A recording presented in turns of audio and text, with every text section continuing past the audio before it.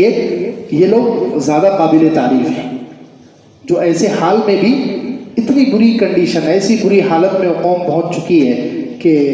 کچھ لوگ جو ہے ان کی اصلاح سے بھی نا امید ہو چکے ہیں، لیکن پھر بھی کچھ لوگ جو ہے ان کو بھلائی کی طرف بلانے میں اور اس حرام کام سے روکنے میں لگے ہوئے ہیں۔ اس لیے علماء کہتے ہیں، حضرت مولانا یوسف علی تھانوی رحمۃ اللہ علیہ نے لکھا ہے کہ اصلاح کا کام جاری رکھنا چاہیے، ماحول کتنا بھی خراب ہو جائے، لوگ کتنے بھی بگڑ جائیں، برائیاں کتنی بھی عام اور پختہ ہو جائیں، اصلاح کا کام جاری رکھنا چاہیے، برائیوں سے روکنے کا کام کرتے رہنا چاہیے، اور اس میں جو تکلیف آئے وہ برداشت کرنا چاہیے۔ برائیوں سے روکنے میں عام طور پر لوگ مخالف ہو جاتے ہیں، لوگ ستاتے ہیں، تکلیفیں دیتے ہیں، تو ان کو خوشی سے برداشت کرنا چاہیے۔ انبیاء کی اور نیک لوگوں کی سنت ہے۔ حضرت یحییٰ علیہ السلام کو اسی لیے ذبح کر دیا گیا۔ حضرت یحییٰ علیہ السلام نے اس زمانے کے بادشاہ کے خلاف فتویٰ دیا، اس کو منع کیا، وہ غلط کام کر رہا تھا، وہ غلط کام کر رہا تھا، وہ اپنی بھتیجی سے یا بھانجی سے شادی کر رہا تھا۔ سگی بھتیجی اور سگی بھانجی سے شادی کرنا حرام ہے سبھی شریعت میں، تو وہ اپنی سگی بھتیجی یا بھانجی سے شادی کر رہا تھا، تو حضرت یحییٰ علیہ السلام نے فتویٰ دیا کہ تیرا یہ نکاح حرام ہے، جائز نہیں ہے۔ اس کو روکا اس برے کام سے، حالانکہ معلوم تھا کہ یہ ظالم ہے، یہ میری جان بھی لے سکتا ہے، لیکن نہیں، حضرت یحییٰ علیہ السلام نے اس کو منع کیا، روکا۔ تو وہ جو عورت تھی، جو بھانجی یا بھتیجی تھی اس بادشاہ کی، وہ بھی بہت نالائق تھی، اس نے بادشاہ کے سامنے شرط رکھی کہ اب میں تم سے اس وقت نکاح کروں گی جب تم یہ یحییٰ علیہ السلام کا سر میرے سامنے لا کر رکھو گے، یہ میرا مہر ہے۔ نعوذ باللہ، ٹھیک ہے، عورت جب بگڑتی ہے تو کتنا بگڑتی ہے، گرتی ہے تو کتنا گرتی ہے، خراب ہوتی ہے تو کس درجہ خراب ہو جاتی ہے کہ وہ نبی کا سر کاٹنے کی بات کر رہی ہے کہ یہ میرا مہر ہے۔ تو بادشاہ نے، حضرت یحییٰ علیہ السلام عبادت میں تھے اور بادشاہ نے اپنے آدمی بھیجے، ان کا سر کاٹ کر لایا گیا۔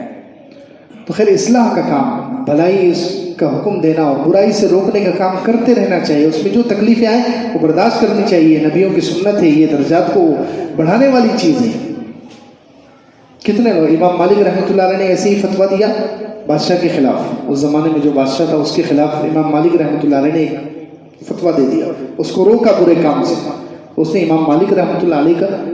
چہرہ کالا کر دیا، مدینہ منورہ میں رہتے تھے امام مالک رحمۃ اللہ علیہ، مدینہ منورہ میں رہتے، ان کا چہرہ کالا کر دیا گیا اور گدھے پر بٹھا کر پورے مدینے میں ان کو چکر دے ذلیل کیا جا رہا ہے۔ امام مالک رحمۃ اللہ علیہ گدھے کو سے آواز دے رہے ہیں سب کو، لوگوں مجھے پہچان لو، میں مالک ابن انس ہوں۔ چھپا نہیں رہے اپنے آپ کو، ڈر نہیں رہے، بلکہ الٹا اور اپنے آپ کو پیش کر رہے۔ کوئی بات نہیں، حق کے لیے اگر ذلیل کیا جا رہا ہے کوئی مسئلہ نہیں ہے، اللہ تعالیٰ اور عزت دے گا۔ امام مالک رحمۃ اللہ علیہ کہہ رہے ہیں جو مجھے پہچانتا ہے وہ پہچانتا ہے، جو نہیں پہچانتا ہے وہ بھی مجھے پہچان لے کہ میں مالک ابن انس ہوں، اور مجھے اس فتوے کی وجہ سے یہ ذلیل کیا جا رہا ہے، میں نے بادشاہ کو برے کام سے منع کیا تھا، اس وجہ سے مجھے ذلیل کیا جا رہا ہے۔ تو اصلاح کا کام جاری رکھنا چاہیے ہر حال میں، کتنی بھی تکلیفیں آئیں۔ اسی طریقے سے ایک بہت بڑے فقیہ اور بہت بڑے عالم گزرے، امام شمس الدین سرخسی رحمۃ اللہ علیہ، جو حنفی فقہ کے بہت بڑے عالم تھے اور بہت بڑی کتاب لکھی ہے، ان کو بادشاہ کے خلاف انہوں نے فتویٰ دے دیا۔ بادشاہ نے کیا کیا، ایک غلط مسئلہ تھا، اس بادشاہ کو معلوم نہیں ہوگا یا معلوم بھی ہوگا، لیکن کچھ لوگ ایسے ہوتے ہیں، سرکش ہوتے ہیں، تو اس نے کیا کیا کہ ایک عورت سے وہ شادی کرنا چاہتا تھا، حالانکہ ابھی اس کی عدت نہیں گزری تھی۔ کسی کو طلاق ہو جائے یا اس کے شوہر کا انتقال ہو جائے تو اس سے